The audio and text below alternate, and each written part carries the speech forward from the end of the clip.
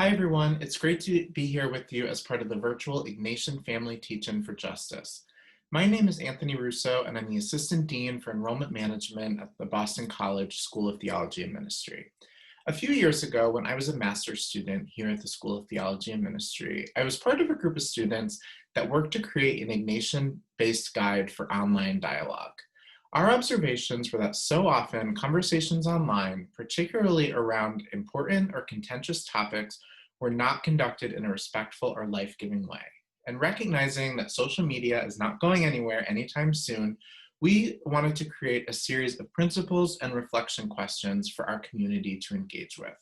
Our hope was to help spark reflection and conversation about ways as a community of faith that we might be leaders in an online space in modeling what compassionate dialogue around important topics might look like. And that's not to mean that we can't engage around topics that we feel passionately about, but rather how can we do so in a way that is life-giving and productive rather than in a way that contributes to the divisiveness that is so present in our society. And so the document that we created is called Digital Dialogue, Pursuing the Magis Online. I think this question of online engagement also has particular relevance today as we wrestle with a contentious and divisive election season and national climate on the whole. So I'm going to talk with you now through the 5 principles that we worked with and some of our thoughts behind them, and I'm hoping that that will lead to further conversation and reflection in your own work or school environment. So our document found its root in another document, the Ignatian Approach to Study, which was created by a group of STM administrators and faculty a few summers prior, where they worked to identify 5 core Ignatian principles and apply them to our work as students and teachers and community members at the School of Theology and Ministry. If you're interested in reading this document or learning more about it, please feel free to reach out, though for the purposes of today, I'm going to focus specifically on these 5 principles and how they shaped our guide to online engagement and dialogue. The first principle that we engaged with is discernment and freedom. And for each of these, I'm going to read a snippet from the document itself, but I do encourage you to read the full description as you're able. So here we say, when we cultivate a spirit of freedom in our discernment, we become better able to choose the good that will give the most glory to God. When we freely further the good of another online, we remind ourselves of the goodness of our creation in God's image and how God acts with the same generosity and loving freedom. And here we thought it important to start with an internal reflection and kind of awareness of our own contexts and social locations and the implications of those. So really being aware of our own biases and ideological predilections, which informs any space that we enter, including the online space. Next, really thinking about the motivation behind our posts. So am I posting, sharing, or commenting to share information or to be inflammatory, provoking a particular reaction from someone? Lastly, and I think this is really key, am I free to log off and engage in a personal interaction?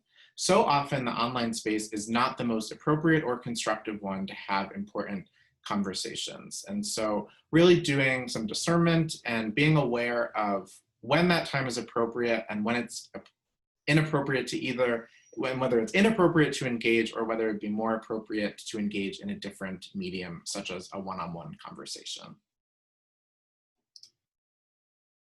The next principle we worked with is presuming goodwill. So in his introduction to the spiritual exercises, Ignatius included a note that has come to be known as the presupposition. The presupposition essentially instructs the spiritual director and directee to interpret every statement of the other as charitably as possible. We need not spend much time on social media to recognize how countercultural the presupposition remains today.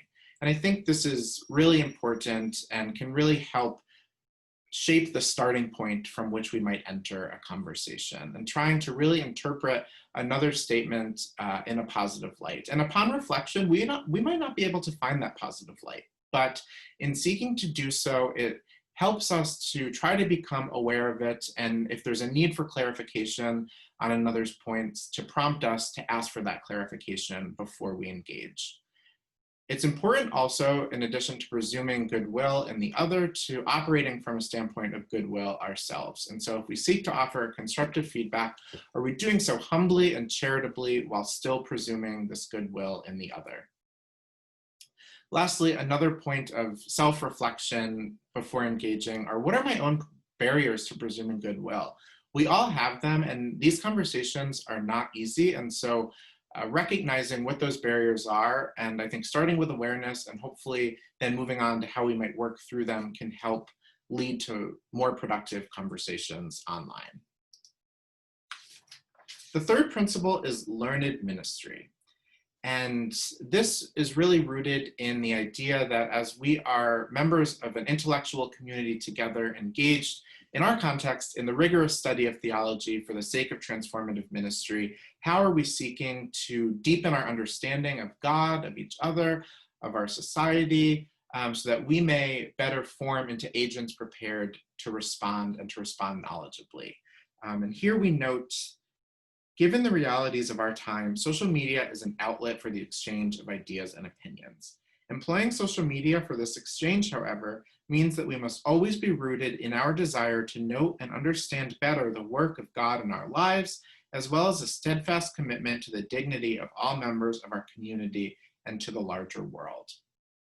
And the questions we pose here start with, are my contributions to social media, particularly around important theological and human questions, of above average quality? And by that we mean, in our posts or commenting, are we adding something to a debate or to a conversation? How are we drawing, whether from our own lived experience or through knowledge that we might have access to really add to a conversation in a respectful way? And with that, when sharing content, trying as best as possible to add our own reflection and not just share a link or share something that allows others to maybe make their own, jump to conclusions about what we might mean, or also just more simply not fully understand what we mean. And so how are we offering thoughtful reflections to help others understand the message that we're trying to communicate? And here we return also to the point that was raised in the first principle of really asking, is there a better medium of having this conversation and of learning from one another? And I would argue that more often than not, the answer to this question is yes. The next one I'm going to talk about is the contemplative imagination. And here we say, our online presence, therefore, must break through the depersonalized logic of the newsfeed, which compels us to be swayed by the forces of reactionary and polarizing ideologies.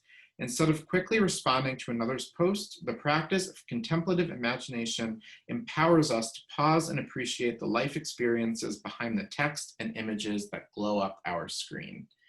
And here it's really important, as we note, to remember to recognize that to start all of our online interactions with a recognition that God is in the other, just as God is in ourselves, as we are all created in God's image and likeness. And starting from that point, I think, can fundamentally shape the way that we engage and also whether or not we choose to engage. And if we do choose to engage, really thinking about how the things that we might share, how they're edifying for others, or rather, do they narrow the vision of God's reign? Because our work as disciples and as agents of transformation in our world is to live into the fullness of this reign, not to limit it. The fifth principle is the union of minds and hearts. From the foundation of the Society of Jesus, St. Ignatius of Loyola formed a community of companions in service to God. This community was united in mind and heart as they were sent around the world, physically separate but still part of one body, emphasizing companionship in the midst of dispersion and difference. For the promise of community to be realized for all of its members in our own context, we must commit ourselves to building meaningful relationships and seeking to understand experiences and backgrounds outside of our own. And so here, really remembering that no matter our differences and where we might fall or live or identify, that we disagree or dialogue in a way that remembers that the other and I are part of the same body. And hopefully through these interactions will help us to better understand the complexity of this body. And in these engagements, hopefully enter better into shared understandings through conversation online.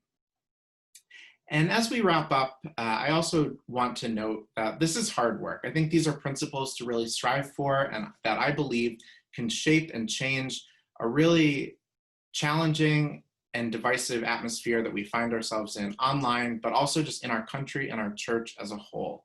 And as we seek to live into them, it's important to remember that we're human, we're works in progress, and we're probably going to make mistakes. I made a mistake earlier this week in taking the bait and engaging in a topic that I knew, against my better judgment, not to engage in. And so I say this to help remember this as we work through this, that we all can learn from our experiences, and with each experience, hopefully come closer and closer to being able to be agents of charity and hospitality and compassion in an online space. And also to recognize that as we are works in progress, so also are those with whom we're engaging. And so as we wrap up, I want to include my email address. Feel free to reach out if you'd like to talk more about this or learn more about our process. I'd be more than happy to chat. And I'm also going to end here with a shameless plug about our graduate programs at the School of Theology and Ministry. Here are some ways to learn more about applying, to attend a webinar, and to learn about our scholarships. And again, if you have questions about any of these, don't hesitate to reach out. Thank you so much for watching this video. I hope you'll engage with the document, and I hope to meet you in another way through this virtual Ignatian Family Teach-In for Justice. Thanks.